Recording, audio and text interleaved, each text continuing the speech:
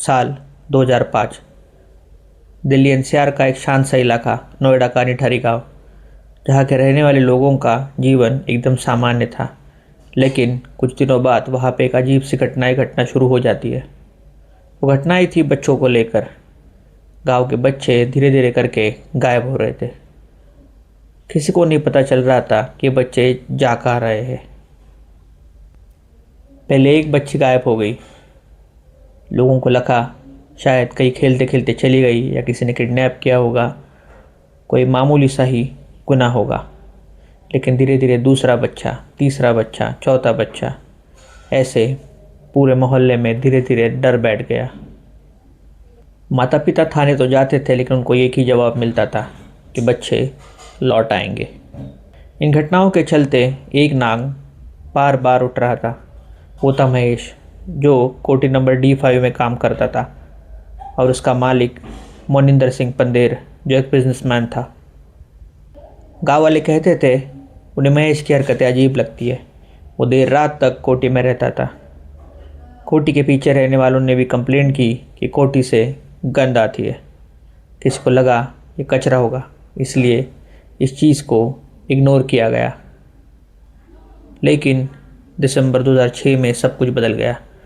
कोठी के बाहर नाली की सफाई चल रही थी। सफाई कर्मचारियों को सफाई करते वक्त एक बच्ची का हाथ मिलता है।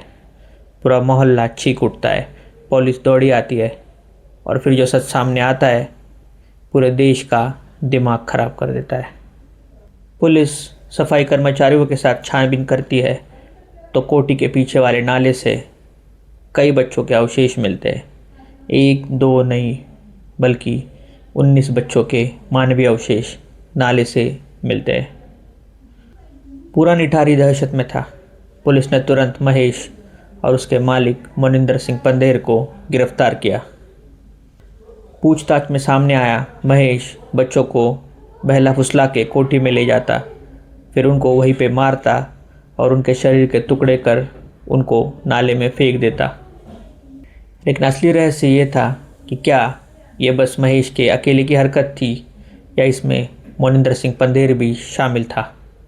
महेश ने कबूल किया कि ये सारी हरकतें उसके अकेले की किए धरे की थी, और पंदेर को इसकी खबर नहीं थी। लेकिन पुलिस, CBI और महेश सबके बयान अलग अलग थे।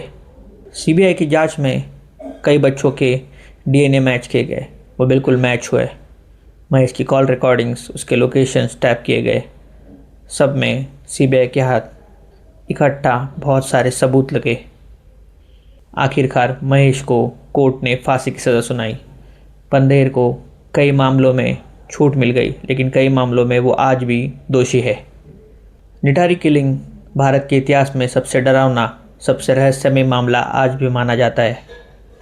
ये केस हमें याद दिलाता है कि क्रूरता कभी कभी दूर नहीं, हमारे घर के बगल में भी हो सकती है, और हमें हमेशा सावध रहना चाहिए। अगर आपको भारत के इतिहास की ऐसी रहस्यमय क्राइम स्टोरी सुननी है तो इस चैनल को लाइक करें, शेयर करें, सब्सक्राइब करें। धन्यवाद।